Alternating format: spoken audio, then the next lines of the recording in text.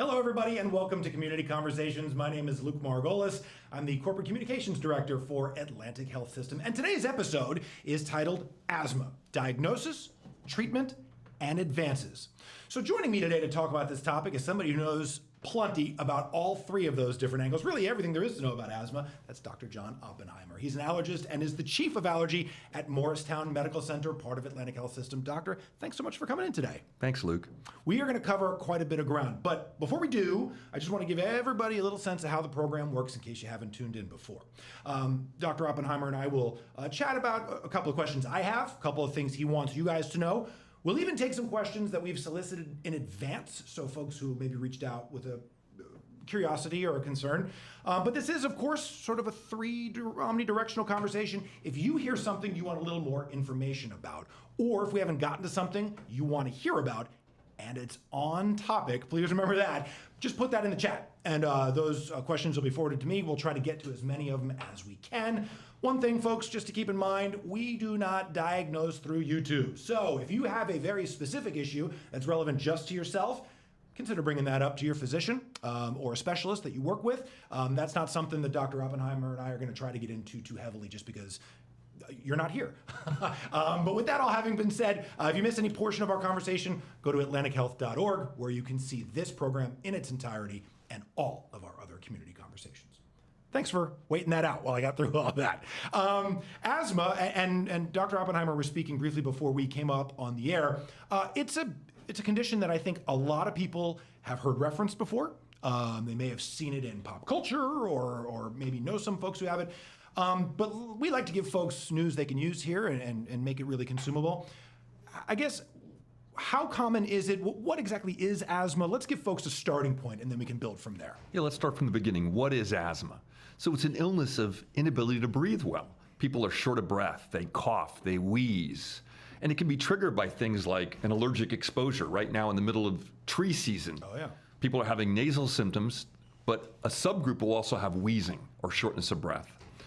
Other things that trigger viral infection, one of the most common, exercise and cold air. It's a very common disease, you point out. 1 in 12 people have it. Wow. So what it means is, if you're John Q. Public, you either have a relative, friend, or loved one that has this illness. And the other thing worth mentioning is it comes in all shapes and sizes. Many of the professional athletes you know have asthma. It's so small that it may only affect them when they have a cold or when they really exert themselves, while other people have the inability to walk down the stairs because of their asthma. So it comes in all shapes and sizes, and it's not one illness, it's multiple. So at the risk of generalizing, which I certainly don't want us to do, how serious of a problem can asthma be for people? I mean, I would think professional athletes, even those who may have minor asthma, are exerting themselves pretty heavily.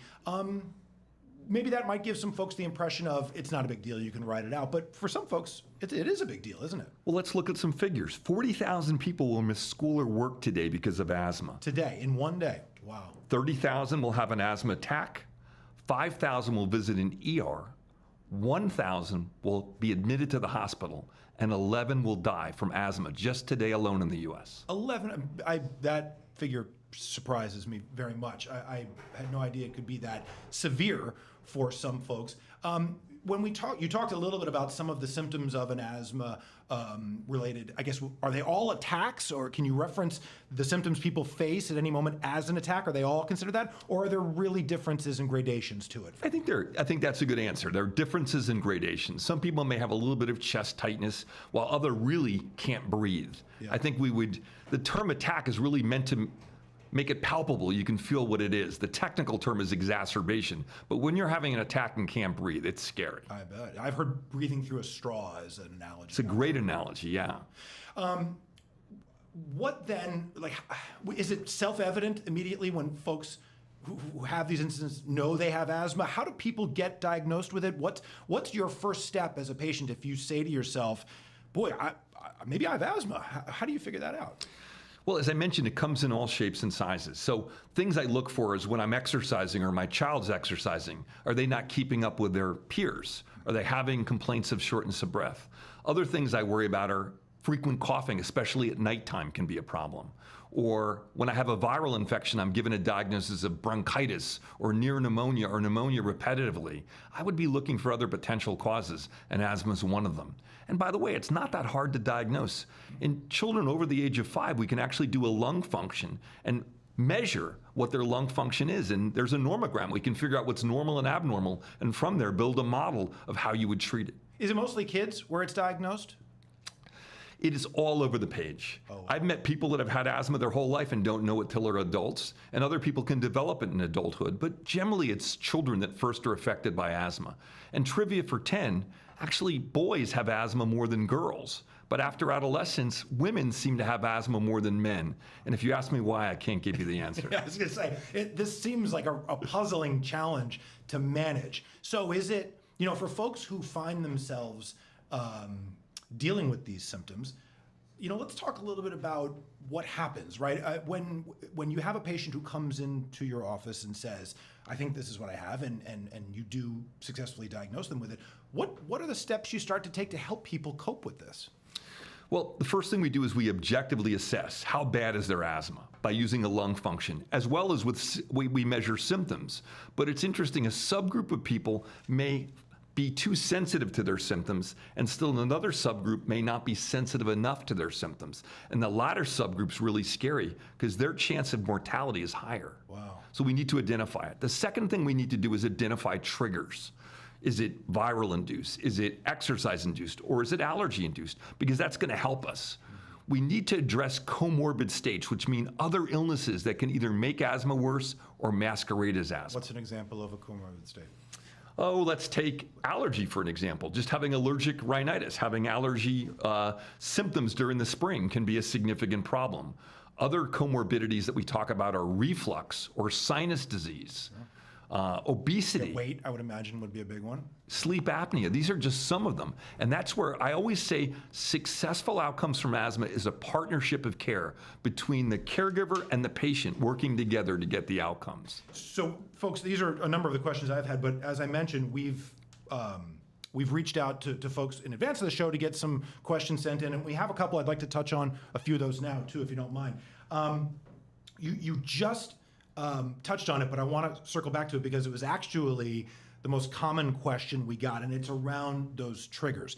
The one specifically are in this question is around those environmental things that can set off people's asthma. Can we touch base on that again? And are there specific environments or areas people should avoid being in if they're susceptible to having trouble with their asthma? Well, certainly these forest fires in Canada are worrisome, right? I wouldn't go visiting right now. Yeah. But in truth, pollutants, then things that are in the air can be a problem. Exactly. Cold air can be a real problem. If you look at Olympians, more Olympians that have asthma have won swimming events than cross-country skiing. Oh, that's interesting. Because cold, dry air is a real big trigger for asthma. Okay. Another one, and you talked about allergies. I guess allergies developing into asthma, right? I guess there is a subtle syntax difference between can they develop into asthma or can a person who has asthma have their allergies set them off, right? So I guess, are you willing to approach either of those, or is one more relevant? Can allergies develop into Well, asthma? we call it the allergic, or another word for allergies, atopy, the atopic march. So often little children will have, during infancy, eczema. That's a sign that you may develop into asthma over time. Other things to look for are having other allergic illnesses like food allergy. So a child with bad eczema and food allergy, I would worry they're at greater risk of potentially developing asthma over time. And as a matter of fact, there are actually a study going on right now called the PARC study, sponsored by the NIH, where they're looking at children that have what we call a modified asthma predictive index. They give us a sense, hey, they're going to develop asthma. They have prolonged cough with colds. They have a mother with asthma. That's one of the other risk factors. So it can be genetic, somewhat inherited? Oh, it is, for sure. Yeah. You are what your parents are. What your genes are, right, yes. Exactly. But the point is, if we can intervene early, maybe we can prevent this from becoming as bad. So we're going to have to wait a little bit for the answer, but it's an exciting time. I definitely want to touch on treatments and how we help people, but I want to get through one more, because this was one that really I thought was super interesting. Can children, and you mentioned boys at a younger age are diagnosed more frequently than girls, can children outgrow asthma? I thought that was an interesting question. They can. It seems that you can have quiescence or resolution of your asthma. It's interesting, there are several times that asthma may peak. So early life, up till age 5, kids can wheeze, and we don't even know what to call it. Some call it reactive airways disease or viral-induced wheezing. And by age 5, a significant subgroup of these people just see resolution, never to come back. Now, they may have a little bit of damage in their lung. You probably couldn't even perceive it, and it certainly doesn't impact their life. Then others will have it through childhood, and boys, for some reason, magically may see it outgrown as they go through adolescence. And as I said, girls may see it in development. You ask, why does this happen? It probably has a hormonal underlying underpinning. And the reason I say this is one of the triggers of asthma can actually be menses. Okay. And asthmatics that get pregnant, a third of them get worse during their pregnancy, while a third get better. So it shows that the hormonal milieu in our body plays a big role translating to how asthma, intensity of asthma occurs. So many variables. It would, and I have had this conversation with other physicians who join us on this program about other types of diseases and conditions, and it all sort of successfully navigating these issues for patients often seems to come back to one main issue, which is having that relationship with your physician. How important is it for asthmatics to have an allergist or another physician they work with who can guide them on this process? I think it's an important partnership. You know, I look at myself sometimes as a used car salesman. By that I mean I have to sell you that I've given you the right illness, and I put you on the right therapy, and then you got to drive the car, you got to take the medicine. So not every doc resonates with their patient. If you don't resonate with your doc, me included, you want to find somebody that resonates for you because it is a partnership, otherwise you're going to fail. You know, studies in asthma show, as scary as it sounds, adherence to medicines are only about, at best, 60 to 70%, but as little as 30% adherence, meaning that people take their medicines regularly. And the rest just kind of bail on the whole thing. Exactly. And one of the things I often think about asthma, it's an inflammatory disease. We talked about the symptoms. Why is it occurring? It turns out the airways of our lung become inflamed. Okay. And as a result, swelling occurs, and it's augmented by muscles around our airways spasming, bronchospasm. So it's inflammation and spasm. So we have therapies to address these. But the mistake I think a lot of people make, and you alluded to this nicely, is how dangerous is this? And I would argue if you have significant asthma and you don't treat it, and then you think when you get sick you can begin treating it and make it go away, it's sort of analogous to I'll put my seatbelt on after the car accident also. Right, the proverbial horse is out of the barn. Exactly. One more on potential triggers, and then let's talk about treatments. Deanna, thank you so much for the question. Are there foods that trigger asthma, or conversely, are there foods that can help, or is that not as relevant necessarily? So food allergy can definitely make asthma worse if you have both, but food allergy alone is not a cause of asthma. Excellent. Good question, Deanna. Thank you. All right, so let's talk a little bit about treatment. Maybe we can provide folks with some hope here. How successful are we at helping people treat their asthma? Well, I want you to breathe easy. It's a good time to have asthma, okay? Nicely said. Thank you. The truth is we have really great therapies. Okay. And it's, as I mentioned before, based upon a particular person's set of symptoms and their physiology. We talked about their type of inflammation. Yeah. So it's real precision. But if somebody has very mild disease, we might only use a bronchodilator, new data indicate tethered with an anti-inflammatory as needed. Okay. But once you get to any significance of asthma, you really want to address the underlying inflammation on a chronic basis. And we have various inhaled therapies, including inhaled steroids. And you and I, in preparation today, talked about people's fears of steroids. Yeah, for some folks, they say they don't want to have anything to do with it. So let's hit it head on. You should have steroid phobia. I mean, why did Bo Jackson stop playing football? He had side effects from steroids. But that's an injectable systemic steroid, and Different even oral steroids. Yeah. The inhaled steroids really improve what we call the therapeutic index, which is doctor talk for unit of efficacy versus unit of side effect. These medicines are stealth. They're going right to where the problem is. And in many cases, you can't even measure it in the bloodstream. So you're working locally, not systemically. And how successful are they at result? I mean, are we talking life-changing improvement for people? Tremendously life-changing. You can significantly improve people's symptoms by treating their underlying inflammation chronically. Oh, so there is hope for people out there. So a question from Bonnie, what about histamine intolerance as it relates to asthma? Is there relevance there or things we want to share with Bonnie? So histamine intolerance is a very controversial illness. It probably, some believe it doesn't exist. Others believe it's just a manifestation of underlying inflammation, but histamine is just one mediator. As a good example, if it was, antihistamines would really make a big difference in asthma, and they don't. They don't. Interesting. All right, so let's get to the $64,000 question here. Is asthma curable, or can it go into remission? I guess that the idea of curing it or making it go entirely maybe different things for different diseases. But I'll ask again: is it what's the end game here for us? Luke, it's a timely question. We just finished. I was one of the authors of a new definition for remission, specifically being looked at research, but I think it'll become applicable in general care.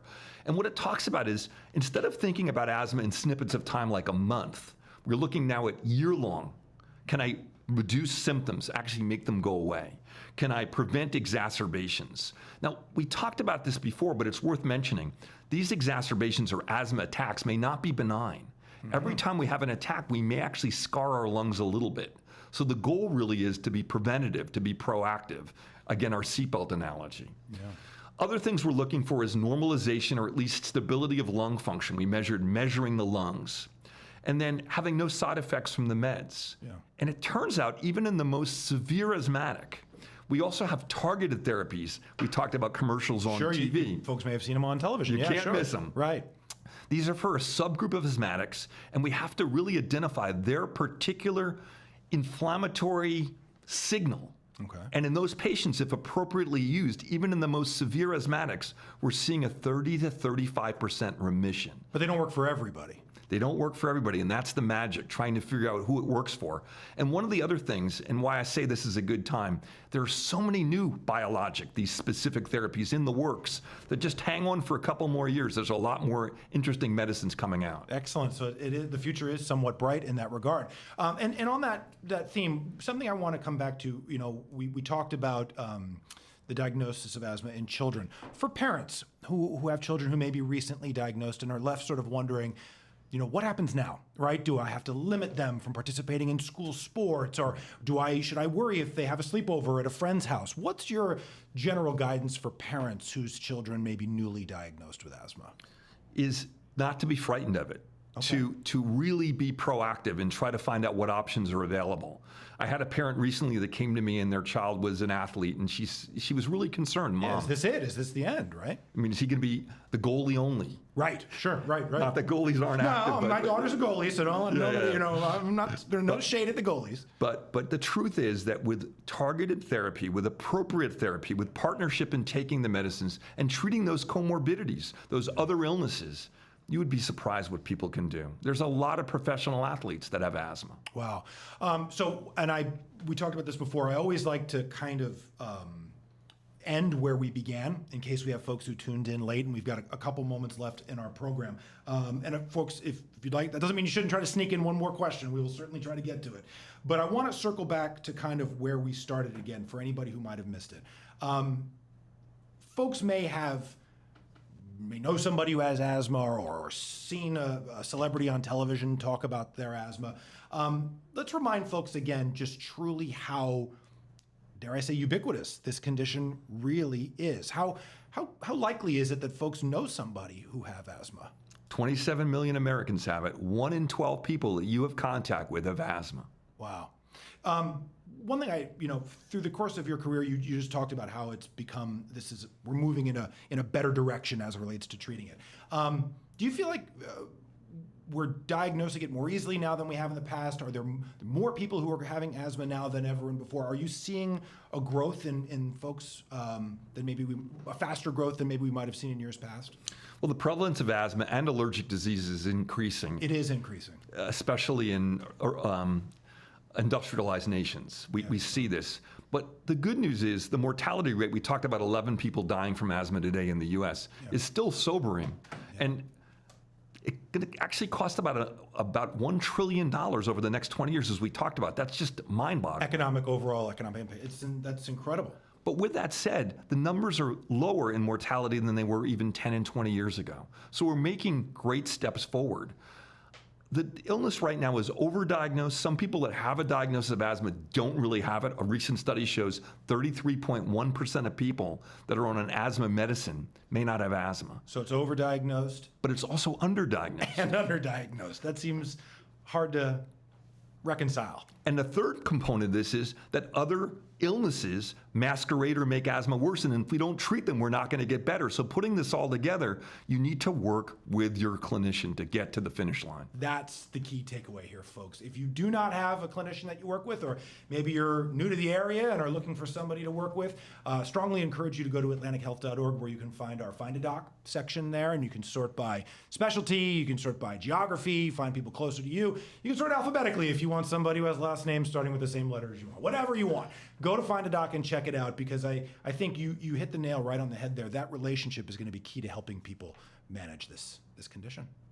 Doc, you nailed it. Thanks so much for joining us today. This was great. Thank you. All right, folks, if you missed any portion of this program, or you want to share it with your friends, which I know you do, you can go to our YouTube channel, which is where you're seeing this, or you can find it on our other social media channels or on our website, atlantichealth.org. We have covered dozens of topics over the years on this program, so maybe asthma isn't necessarily what you're particularly interested in, but we guarantee we have something you are. So go and check it out, and certainly reach out to us and let us know if there's anything else you'd like us to cover. On behalf of Dr. Oppenheimer, I'm Luke Margolis. Thanks so much for joining us on Community Conversations, and we will see you next time.